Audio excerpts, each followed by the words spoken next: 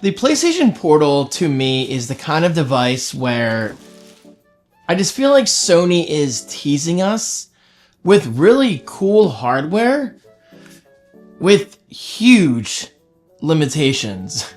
What's up, guys? How y'all doing today? My name is David DeFranco, and welcome back to what I like to call a mini vlog. I like to walk around the house and just talk about things that I find interesting, such as coffee. I am a proud coffee addict, no shame in it, and this is by far my favorite single-serve coffee, San Francisco Bay. I will link it right below in case you're interested in treating yourself. Trust me, it's good. It is so much better than your typical single-serve coffee because, check it out, filters. Yes, the filters are visible, they smell amazing, and like everything about this single-serve is awesome. But anyway, this video is not about coffee. Or is it? No, it's not. Today's video is about the PlayStation Portal and why I never play it. Seriously, this is my least used gaming device in the house. I just never, ever use it. And it's not because it sucks. It's because I'm always home. And as of right now, I've got two PlayStation 5 setups, one in my living room over here, and I love this setup, and I'm extremely happy with it. I've got a PS5 Slim over there on the shelf, 65-inch 4K TV, 5.1 surround sound, so why would I want a game on a tiny handheld when I'm mostly home and I can just be on the comfort of my couch? And in addition to that, my second PS5 setup, I'm not going to go down there right now, is in my basement. And I use that for streaming over at twitch.tv/David DeFranco. You know what? I'm going to use that as an opportunity to link my channel right below. Give me a follow. I appreciate it. Guys, I play a variety of games. Lately, I've been playing Valorant, Warzone, PGA. I know, PGA coming from me. Hey, last night I got my first hole-in-one, which is pretty cool. And, of course, Grand Theft Auto 5. I'm currently going through my second playthrough on PS5. So, anyway, yeah, I guess my reasoning for the title of this video is what I just explained. I've got two great PS5 setups in my house, and I don't really go out too much, so I literally have no need for this. But, by the time you see this video, my family and I are on our way to Driftwood 2. No, that's our campground. I quote campground because now we have a house there. And I'm going to be away from my house. You know, my house here. So that means I might have a little PS5 itch that I need to scratch here and there, meaning maybe I want to play GTA 5, maybe I'll boot up some King Oddball or whatever. And, well, I can do just that with the PlayStation Portal. But the thing is, this is a giant tease, like I said in the beginning of this video. Like, is this not a giant tease? This just makes me want a true PlayStation handheld from Sony themselves. I think Sony has a lot of potential with the upcoming PlayStation 6, which I think is going to be announced, next year? Which I know sounds soon, but time just feels like it went by faster, I think because of all the stuff we went through with COVID. But let's not forget, the PS5 did come out, like 6 years ago? So by the time it's announced and released, it's going to be like 7 to 8 years. And that's the typical life cycle these days of these modern day video game consoles. So yes, we are due, whether you want to accept that fact or not. It's time to move on to the next generation of consoles. And I think Sony's got a lot of potential between the PlayStation 6 and maybe some kind of compatible, I know the lighting's all over the place, handheld that works as an accessory for the PlayStation 6. But at the same time, it can still be its own handheld. Like, basically, I don't want a remote player. Like, this thing is cool when I do play it. Don't get me wrong, like, it's a really cool piece of hardware. It just feels nice. Guys, it literally feels like a DualSense controller with a screen thrown in the middle. Because that's essentially what it is. But there's one huge drawback, and I know some people can look past this. I can't, personally. I cannot look past this. Okay, it depends on the game I'm playing. It's the input lag. It's the input lag. Like, some people just don't care. Some people don't care. Me, personally, I do care. It's something I noticed right away as soon as I boot up the Portal and I tried playing a game like Astrobot, which is playable. It's more than playable, But for someone as picky as I am, and guys, believe me, I'm extremely picky about the stupidest things, I just can't deal with the input lag. It's like for me using a 60 hertz touchscreen on like an iPad or whatever. Once you go to 120 hertz or faster, it's really hard to go back to a 60 hertz display. And that's the comparison that I always set up in my mind. Like, it's so hard to go from pretty much instant input response. I say pretty much because let's not forget, using wireless controllers, there technically is that always, you know, microscopic amounts of input lag. We don't really see it because I don't think our brains can catch on fast enough. But when you use something like the PlayStation Portal, yeah, you feel it. You feel it. And I've tried playing games that require fast input reaction, and I just can't do it. So, do I regret buying this? Absolutely not, because I got it for like $120 or something. It was on sale for Black Friday, $150, and I think I had some kind of gift card to use, so I think I got this for about like $100 or whatever. So even if I wanted to sell it, I would make like $100 back, and it's just not worth it. So, I mean, I'm happy to say I'm gonna hold on to this. Like, I don't regret buying it. I just never use it. I never use it. But if anything, it's inspired me to actually want a true handheld from PlayStation. Something that's, again, compatible with the upcoming PlayStation 6. So, there you go. Those are my thoughts on the Portal. It's a fun, casual device, and I'm excited to use it at Driftwood this weekend. But at the same time, I'm also going to be bringing my Switch 2 along with me. So, realistically speaking, for the hardcore gamer such as myself, and I quote hardcore because hardcore means something different to everyone, let's just say picky. I'm very picky.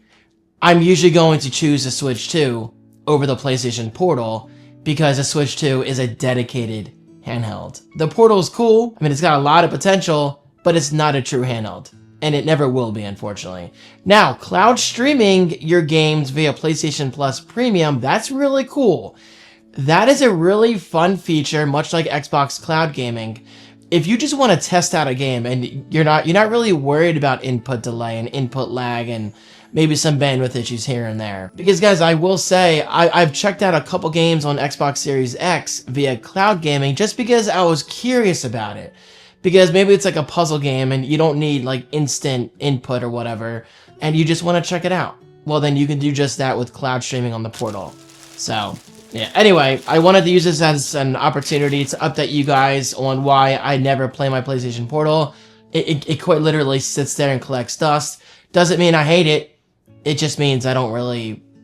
I just never find the need to use it because I've got a PS5 here in my living room and a PS5 in my basement. And guys, believe me, I realized the Portal does have a very specific kind of player base. For instance, those with kids and maybe you're married and whatever, and you guys are sitting together watching a movie or watching TV, but there's you on the couch with the Portal. That's great. Maybe you travel often, travel so much more than I do. I only travel a couple times a year. That's great to take it on the go.